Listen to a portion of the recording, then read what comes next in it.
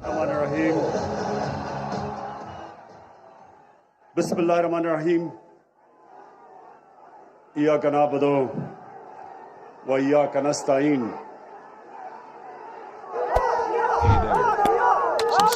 جناب chief minister Pakhtunkhwa Mahmood Khan, میرے وزراء، میرے ایم پیز اور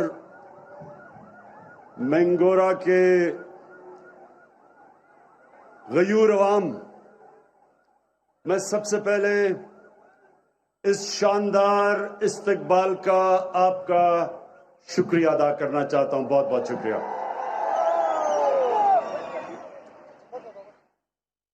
میں محمود خان کو آج خاص مبارک دینا چاہتا ہوں دو چیزوں کی. ایک کہ جو آج صبح مجھے انہوں نے گبین جبہ کا دورہ کروایا، جو ایک نئی ٹورزم کے لیے جگہ بنا رہے ہیں. محمود خان، میں آپ کو اس لیے مبارک دینا چاہتا ہوں کہ انشاءاللہ سوات بالکل بدلنے والا ہے. ایک ایکسپریس وے کی وجہ سے، موٹر وے کی وجہ سے، اور دوسرے یہ جو ٹورزم کے علاقے آپ کھول رہے ہیں یہاں، اور میں اللہ سے دعا کرتا ہوں انشاءاللہ اس قسم کی خوشحالی آ رہی ہے جو کبھی پہلے سوات میں نہیں آئی. ٹورزم، میرے نوجوانوں ایک بات سن لیں کہ ٹورزم ایک ایسا شعبہ ہے جس میں اتنا زیادہ پوٹینشل ہے، یعنی وہ اتنا تیزی سے بڑھ سکتا ہے.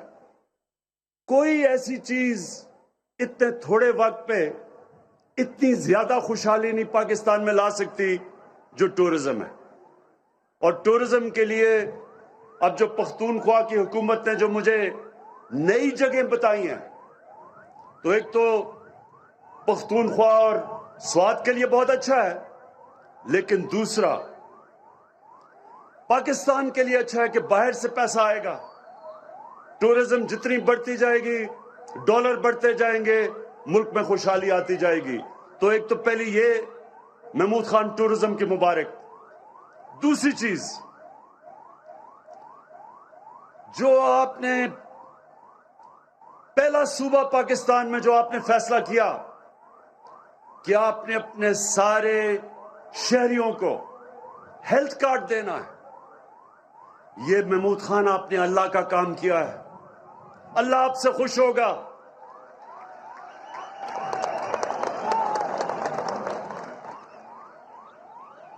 میرے نوجوانوں، ایک پرائم منسٹر اپنی عوام کا باپ کی طرح ہوتا ہے، اور باپ اپنے بچوں کی تربیت کرتا ہے. تو میں آپ سب کو آج سب کو ایک چیز بتانا چاہتا ہوں کہ جب آپ نماز پڑھتے ہیں تو آپ اللہ سے ایک چیز مانگتے ہیں کہ اللہ مجھے ان کے راستے پہ لگا جن کو تو نے نعمتیں بخشی، ان کے نہیں جو غلط راستے پہ چلے گئے. نوجوانوں، میری بات سن لیں. سارا وقت آپ کی زندگی میں آپ کے سامنے دو راستے آئیں گے. ایک راستہ آپ کی عظمت کا راستہ جس کو اللہ نے نعمتیں بخشی، اور دوسرا آپ کی تباہی کا راستہ. جو اللہ نے سب سے زیادہ نعمتیں بخشی وہ کون سا انسان تھا؟ وہ آپ کے نبی صلی اللہ علیہ وسلم تھے، اللہ کے حبیب تھے. اور اللہ نے آپ کو قرآن میں کہا ہے کہ ان کے راستے پہ چلو، ان کی سنت پہ چلو. اللہ کا حکم ہے کہ ان کی سنت پہ چلو. تو ان کی سنت، ایک تو ان کا کردار تھا، دنیا کے سب سے عظیم لیڈر تھے وہ، نہ کبھی ایسا لیڈر آ سکتا ہے، نہ کبھی آئے گا، نہ کبھی ایسا عظیم انسان آ سکتا ہے، نہ آئے گا، نہ پہلے کبھی آیا ہے۔ اور دوسری ان کی سنت مدینہ کی ریاست تھی، اور مدینہ کی ریاست میں دو چیزیں تھیں۔ سب سے پہلے انسانیت کا نظام تھا، اور دوسرا قانون کی بالادستی تھی، قانون کے سامنے سب ایک برابر تھے۔ اور وہ مدینہ کی ریاست کی وجہ سے، اس ماڈل سے، مسلمانوں نے کئی صدیوں تک دنیا کی امامت کی۔ تو آج ہم جو پاکستان بنا رہے ہیں وہ مدینہ کے ریاست کے اصولوں پہ، سب سے پہلا اصول انسانیت کا، اور جو محمود خان آپ نے فیصلہ کیا کہ سارے پختونخوا کے لوگوں کو آپ ہیلتھ کارڈ دیں گے، ہیلتھ انشورنس دیں گے، یعنی 10 لاکھ روپیہ ایک خاندان کے پاس ہوگا، کسی بھی ہسپتال میں اپنا علاج کروانا چاہے 10 لاکھ روپے تک کروا سکے گا۔ یہ اتنی بڑی نعمت ہے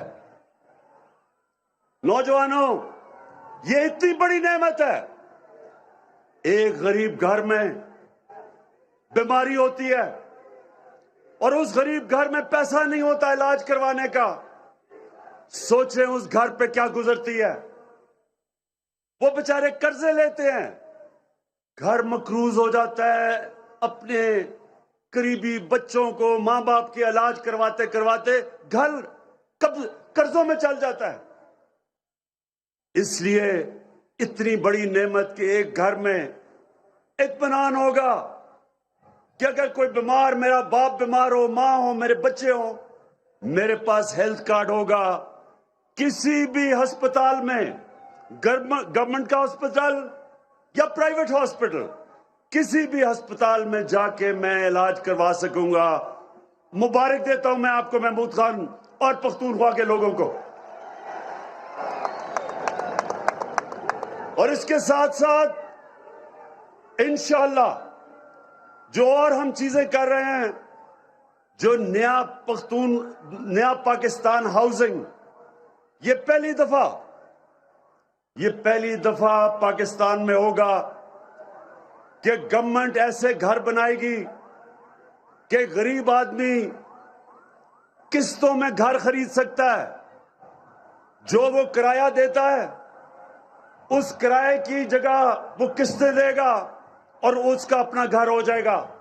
سب سے زیادہ ضرورت ایک انسان کو اپنے گھر کی ہوتی ہے، اپنی چھت کی ہوتی ہے، اور عام آدمی کے پاس پیسہ نہیں ہوتا کہ اپنا گھر بنا سکے۔ اس لیے یہ جو دوسری چیز ہم کرنے جا رہے ہیں، یہ بھی انشاءاللہ پاکستان میں پہلی دفعہ ہوگی۔ دیر ہمیں اس لیے لگی کہ جو قانون تھا، ایک فور کلوجر لا قانون تھا، وہ عدالتوں میں 2 سال سے تھا۔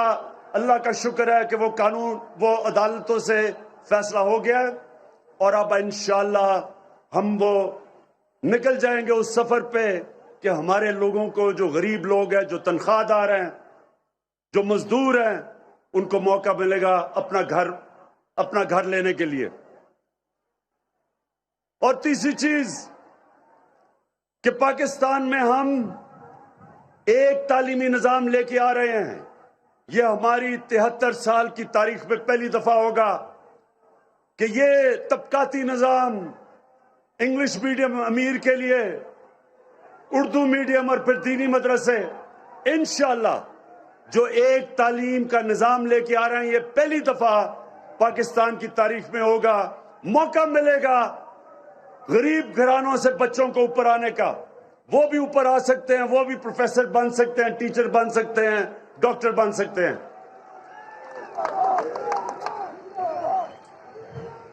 اور انشاءاللہ جو چوتھی چیز ہے، قانون پختونخوا میں بھی پاس ہو گیا ہے اور اب پنجاب میں بھی، کہ جو کیسز عدالتوں میں لگتے ہیں وہ 1 سال کے اندر وہ کیس کا فیصلہ ہونا پڑے گا۔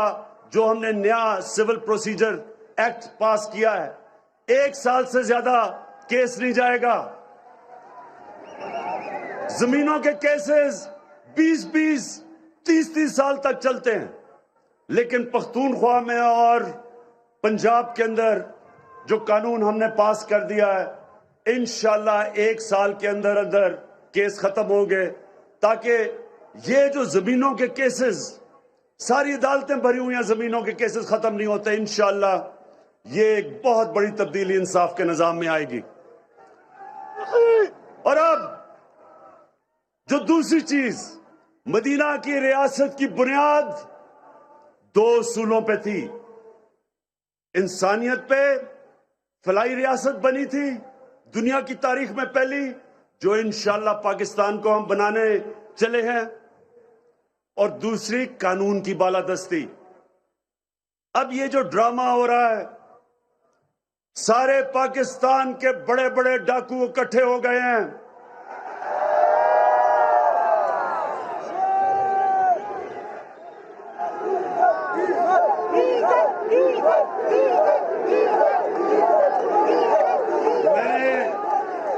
میں نے سارے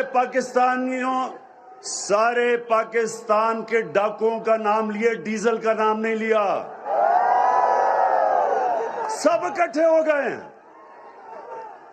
اچھا، اب یہ چاہ کیا رہے ہیں؟ یہ سنیں، یہ کیا چاہ رہے ہیں میرے سے؟ یہ کیا چاہ رہے ہیں؟